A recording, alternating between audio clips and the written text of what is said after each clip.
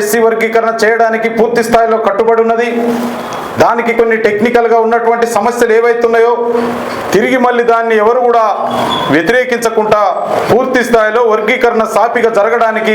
సాంకేతికంగా ఏమైనా లోపాలుంటే వాటన్నింటినీ సరిచేస్తూ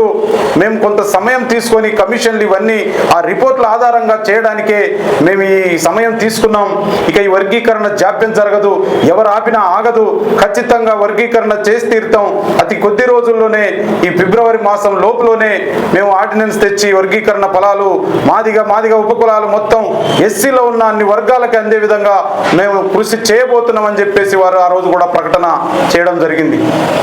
ఇదే క్రమంలో ముఖ్యమంత్రి రేవంత్ రెడ్డి గారు వెళ్తున్నటువంటి తీరు వర్గీకరణ విషయంలో వారు చూపిస్తున్నటువంటి కృషి చొరవని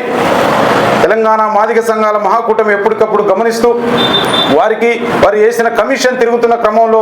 ఆ కమిషన్కి మా సమస్యల పట్ల ఎప్పటికప్పుడు మేము వినతి పత్రాలు ఇస్తూనే ముఖ్యమంత్రి గారికి అండగా నిలబడుతూనే వర్గీకరణ జరగడానికి వారికి కావలసినటువంటి పూర్తి స్థాయిలో మాదిగ సమాజంతో పాటు అన్ని వర్గాలు వారికి అండగా నిలబెట్టడంలో తెలంగాణ మాదిగ సంఘాల మహాకూటమి కృషిని ఎవరూ తీసివేయలేం. ఇదే పరిస్థితిలో ఏబిసిడి వర్గీకరణ సృష్టికర్త ఏబిసిడి వర్గీకరణ ఎస్సీలలో అయితే తప్ప అత్యధిక జనాభా కలిగి ఊరికి చివరన వెలివేయబడి అంటరాని జాతిగా అజ్ఞానంలో మరిగిపోతున్నటువంటి మాదిగ సమాజాన్ని ఈ యొక్క సమాజంలో అభివృద్ధి పథంలో నడిపించాలంటే ఈ యొక్క వర్గీకరణ ఫలాలు రిజర్వేషన్ ఫలాలను అందరూ సమానంగా పంచుకుంటే తప్ప కేవలం ఒక వర్గం మాత్రం ఇది అనుభవిస్తుందనే రీతిలో మహాతల్లి అమ్మ టిఎన్ సదాలక్ష్మమ్మ గారు ఆనాడున్నటువంటి ముఖ్యమంత్రులతోని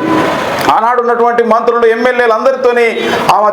అనేక చర్చలు జరిపి నిజాం కాలేజ్ గ్రౌండ్లో భారీ బహిరంగ సభ లక్షలాది మంది మాదిగలను సమీకరించి పెట్టి మొత్తం సమాజానికే మాదిగ జాతి పడుతున్నటువంటి బాధలు అవమానాలు ఈ రిజర్వేషన్లో జరుగుతున్నటువంటి అన్యాయాల మీద గలమెత్తిన మహనీయురాలు టిఎన్ సదాలక్ష్మమ్మ గారు వారి కృషిని కూడా మాదిగ సమాజం ఎప్పటికీ గుర్తుంచుకుంటుంది. అదేవిధంగా ముఖ్యమంత్రి రేవంత్ రెడ్డి గారు కూడా ఆమె ఒక వర్గీకరణ విషయమే కాదు, తెలంగాణ రాష్ట్రం ఏర్పాటు కావాలని చెప్పేసి ఆనాడు మొదటగా ఈ ఉద్యమాన్ని మొదలుపెట్టి తన ఒంటి మీద ఉన్నటువంటి